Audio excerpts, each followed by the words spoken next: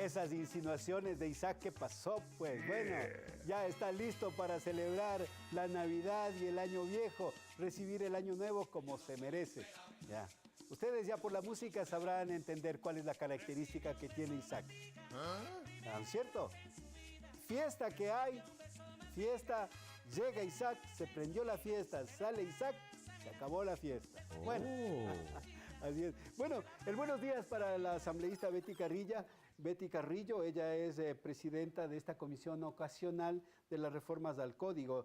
La mayoría de la gente dice las reformas al Código Laboral, pero si nos vamos por el título concreto es Ley para la Justicia Laboral y Reconocimiento del Trabajo en el Hogar. Tiene 5 capítulos. Vamos a hablar sobre algunos de estos temas con la asambleísta. Muy buenos días, Betty, ¿cómo está usted? Muy buenos días, Luis. Buenos días a todos. Yo creo que lo que pasa es que Isaac se quedó como nosotros todavía con el swing de las fiestas de Quito, ¿no? No, Isaac siempre está en fiestas de Quito.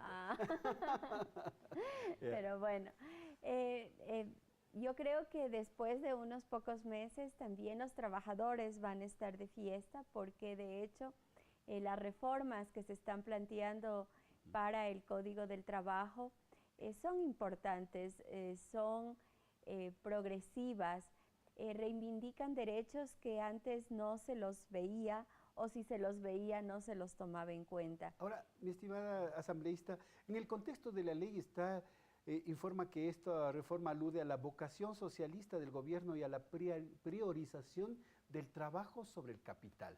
¿Podría ser, digamos, especificar en qué parte de la ley se puede colegir que esto se cumple, que esto es así? Bueno, yo creo que debemos partir del marco que nos cobija para hacer las leyes, que es el marco constitucional. Ya. Nosotros anteriormente, a pesar de tener algunas constituciones, teníamos una estructura política, económica, social, que regía el pensamiento de los gobernantes. Era una filosofía de carácter neoliberal. Esto significa que se da mucha prioridad al capital, al dinero, a las cosas materiales, y se le ve al ser humano como un instrumento para lograr un objetivo económico personal. Entonces, ahora la filosofía que se tiene con la nueva Constitución tiene un tinte de lo que se ha llamado el socialismo del siglo XXI, que todo lo contrario, no le ve al ser humano como un instrumento, sino le ve al ser humano como un objetivo, como un fin. Entonces, de eso viene que el ser humano está por encima del capital. Entonces, todas estas reformas lo que tienden es a mejorar la situación laboral de los ecuatorianos a través del trabajo, a mejorar y cambiar la estructura y el equilibrio que antes no existía, ¿no es cierto?, con respecto a las fuerzas productivas y a las relaciones de producción, y generar una estabilidad. Entonces tenemos que, por ejemplo, ahora se prioriza la estabilidad. Ya vamos a ir a esos temas, pero ahora cuénteme del calendario. El calendario establecido para el tratamiento de estas reformas. ¿Cuál es el calendario? ¿Cuándo va a empezar el tratamiento? ¿Con quiénes nomás se están reuniendo? ¿Cuándo podría estar aprobada esta ley? Bueno, nosotros ya empezamos el tratamiento de esta ley a partir del 15 de noviembre, que fueron entregadas a la Asamblea Nacional. Estamos trabajando a doble jornada, todos los días que no hay sesión del Pleno, incluso lunes, miércoles, algunos viernes, jueves en la tarde que hay sesiones en el Pleno. Es decir, estamos trabajando a toda marcha porque queremos entregarle al país, ojalá hasta el 25 de diciembre, una propuesta para primer debate dentro del informe que tiene que hacer la comisión. ¿Pero esto lo están haciendo a puerta cerrada o con quiénes nomás se están reuniendo? No, o sea, ahora ninguna ley se hace a puertas cerradas. Esa es otra característica de la nueva forma de hacer las leyes.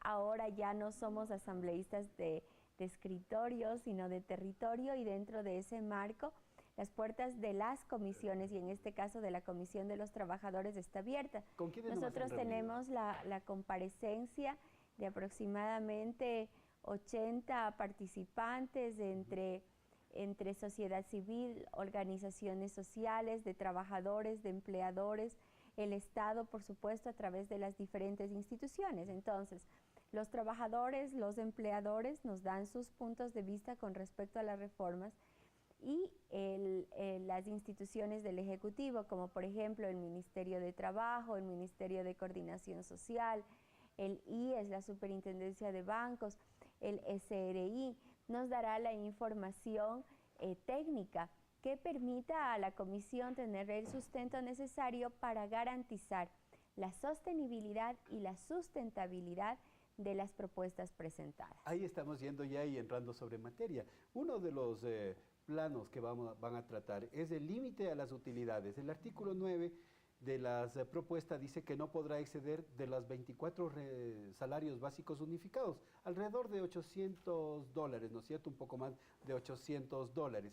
Si se supera el excedente, será entregado para las prestaciones sociales, dice la propuesta de ley. ¿Tienen cuantificados cuántos trabajadores reciben esas utilidades por encima de estos valores propuestos? Bueno, a ver, primero que nada tenemos que pensar de que todo lo que se refiere al tema de las utilidades, todo lo que se refiere a cortar la brecha salarial que existe, tiene un principio básico y este principio es el principio de la equidad.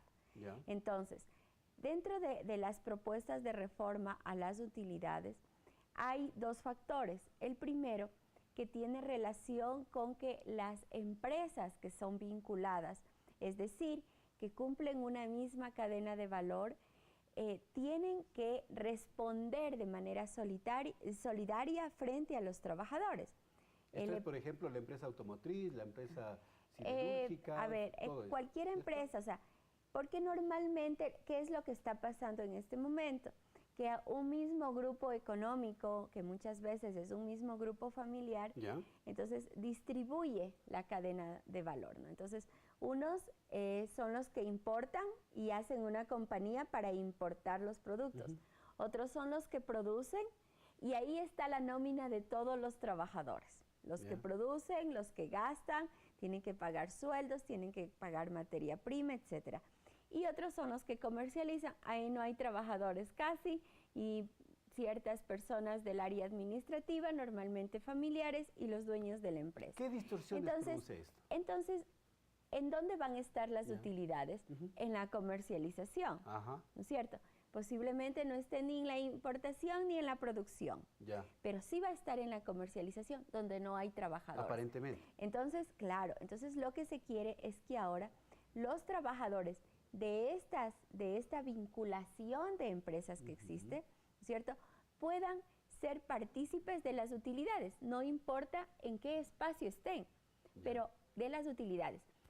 Nosotros hemos tenido muchos casos en los cuales los trabajadores de la cadena de producción, o sea, simplemente nunca ven utilidades, pero el mismo grupo familiar sí tiene muchas utilidades, o se distribuyen ahí las utilidades en la comercialización. Entonces ahora queremos decir que esto es irse en contra de la diversificación de la actividad, en contra de la diversificación de la economía, porque yo puedo tener un bosque, extraigo la madera, pago un jornal, fabrico de pronto, si es que hubiera aquí, fabrico papel y ahí está mi ganancia. Van a decir, se están yendo en contra de estos principios. Bueno, pero sería totalmente inadecuado porque pueden las empresas seguir teniendo sus subempresas, ¿no es cierto? Sus diferentes áreas de trabajo, como lo quieran llamar, pero no va a ser utilizado de manera equivocada en contra de los trabajadores. Ahora los trabajadores, todos los trabajadores, los que trabajan en la importación de productos, los que trabajan en la producción y los que trabajan en la comercialización, van a tener derecho a recibir las utilidades de este grupo económico.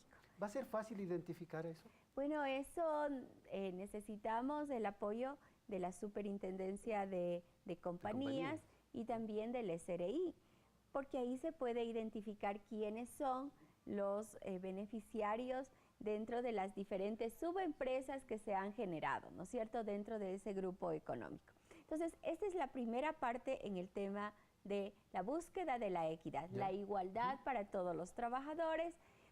No se está quitando nada a nadie, simplemente lo que se quiere es transparentar las cosas.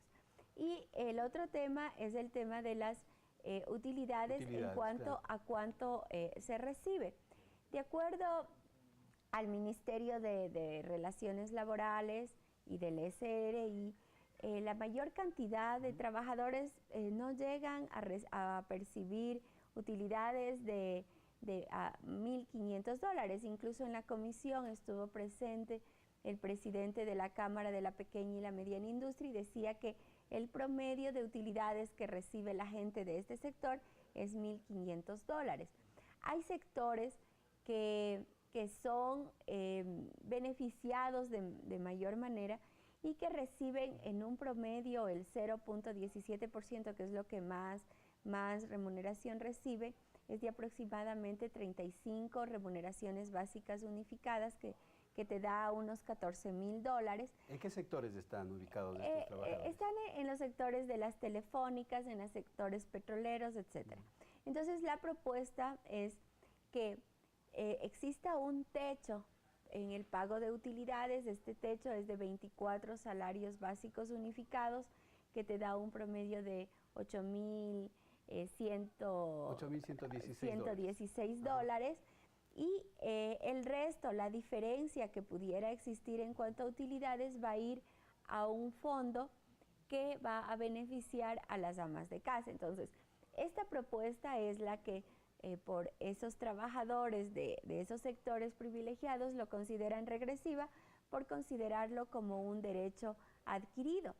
Esto forma parte de una visión absolutamente solidaria que tiene el gobierno nacional. Ahora, las empresas también aportan, ¿no? O sea, los empresarios, porque de ese 85% que queda, del 15, queda el 85% para los empresarios, está la declaración al Servicio de Rentas Internas y es el aporte que de hecho también hace Ahora, la empresa como tal. Para concluir, asambleísta, sobre la afiliación de las amas de casa, esto de pronto podría ser, dicen las utilidades, ¿va a alcanzar para financiar la afiliación de las trabajadoras no remuneradas del hogar? Bueno, precisamente para eso es la comparecencia que nosotros necesitamos de parte de las instituciones del Estado, principalmente del Ministerio de Coordinación Social y también del IES, a fin de que ellos nos expliquen la sustentabilidad. De acuerdo a la información recibida, ya son 4 años que se viene trabajando en este tema, en lo que se llama los cálculos actuariales, que son los cálculos matemáticos, y esos cálculos matemáticos han permitido que se divida el trabajo del trabajo del hogar no remunerado, porque puede ser hombre o mujer, claro, ¿no es cierto? Y que el Estado asuma el poder apoyar a este grupo que de hecho está generando producción en nuestro país, al Producto Interno Bruto en un 15%, y que distribuya a quienes ganan hasta la mitad de un salario mínimo vital. El Estado va a apoyar prácticamente con todo, porque son las personas que reciben el bono de desarrollo humano. El Estado les da $50, de esos $50 les descuentan $2 y la diferencia también la paga el Estado. Luego, quienes reciben hasta un salario mínimo vital, o el 75%, perdón, del salario mínimo vital, y quienes reciben un salario mínimo vital como unidad familiar. ¿Qué significa esto de unidad familiar? Significa que se tomará en cuenta quiénes viven con la persona beneficiaria y si esas personas tienen o no tienen un ingreso. No es lo mismo una mamá que tiene 3, 4 hijos pequeños que mantener, que una mamá que igual se dedica a los quehaceres de la casa, pero sí tiene un hijo que trabaja y que puede aportar dentro de la actividad económica del hogar. Ya, bien. Muchas gracias a la asambleísta Betty Carrillo. Realmente tenemos tela para cortar en este asunto.